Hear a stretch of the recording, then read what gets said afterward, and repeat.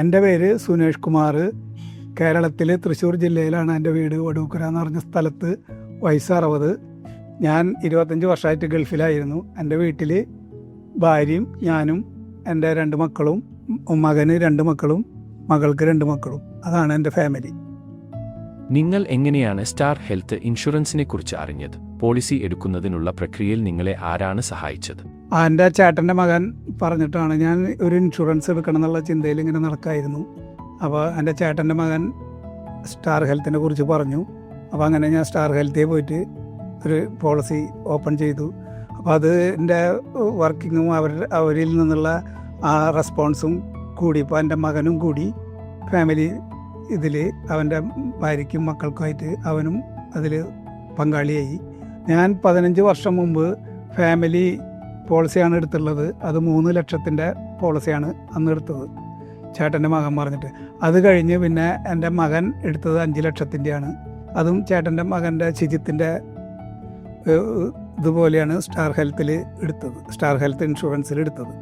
അങ്ങനെയാണ് സ്റ്റാർ ഹെൽത്തിൻ്റെ അംഗമായിട്ട് ഞാൻ മാറി, കുടുംബമായിട്ട് ഞാൻ മാറി. നിങ്ങൾ ഏതെങ്കിലും ക്ലെയിം എടുത്തിട്ടുണ്ടോ? നിങ്ങളുടെ ക്ലെയിം അനുഭവം എങ്ങനെയായിരുന്നു? ഒരു പ്രാവശ്യം എനിക്ക് പനിയും വിറയലും വന്നു. അങ്ങനെ ഞാൻ ഡോക്ടറെ അടുത്ത് ഹോസ്പിറ്റലിൽ പോയി. ഹോസ്പിറ്റലിൽ പോയപ്പോൾ ഡോക്ടർ അഡ്മിറ്റ് ആവാൻ പറഞ്ഞു.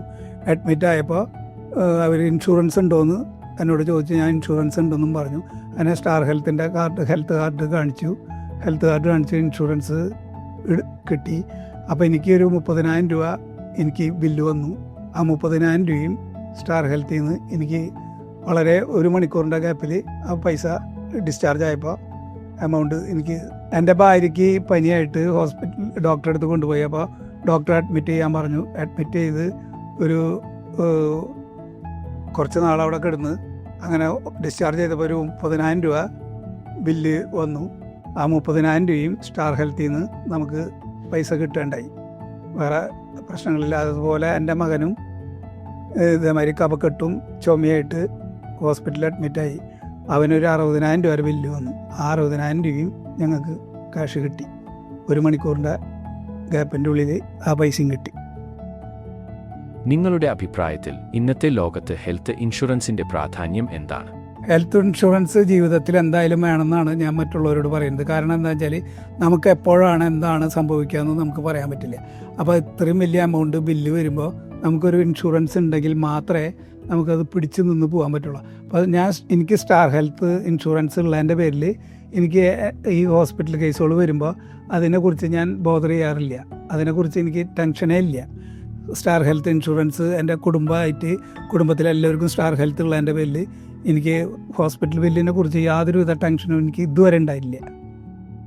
ഇപ്പോൾ നിങ്ങളുടെ ആരോഗ്യനില എങ്ങനെയുണ്ട്? സ്റ്റാർ ഹെൽത്ത് ഇൻഷുറൻസിനെ കുറിച്ച് നിങ്ങൾ എന്താണ് പറയാൻ ആഗ്രഹിക്കുന്നത്? സ്റ്റാർ ഹെൽത്ത് ഇൻഷുറൻസിനോട് ഒരു താങ്ക്സ് അല്ല, ഒരുപാട് താങ്ക്സ് പറയാനുള്ള കണ്ടീഷനുണ്ട് എനിക്ക്. കാരണം എൻ്റെ കുടുംബത്തിൽ ഉണ്ടായ ഹോസ്പിറ്റൽ ഇൻഷുറൻസിൽ സ്റ്റാർ ഹെൽത്ത് ഇൻഷുറൻസിൽ നിന്ന് നല്ല ഹെൽപ്പാണ് കിട്ടിയിട്ടുള്ളത്. അതുകൊണ്ട് ഞാൻ എല്ലാവരോടും പറയുന്നത്, നിങ്ങൾ എപ്പോഴും സ്റ്റാർ ഹെൽത്ത് ഇൻഷുറൻസ് എടുത്തിരിക്കണം. അതിലൊരു അംഗമാവണം. ആ കുടുംബത്തിലൊരു അംഗമായി മാറണമെന്നാണ് ഞാൻ എല്ലാവരോടും ഇതിനെക്കുറിച്ച് പറയുന്നത്. അതുകൊണ്ട് സ്റ്റാർ ഹെൽത്തിനോട് താങ്ക്സ് പറയുന്നത് ഞാൻ.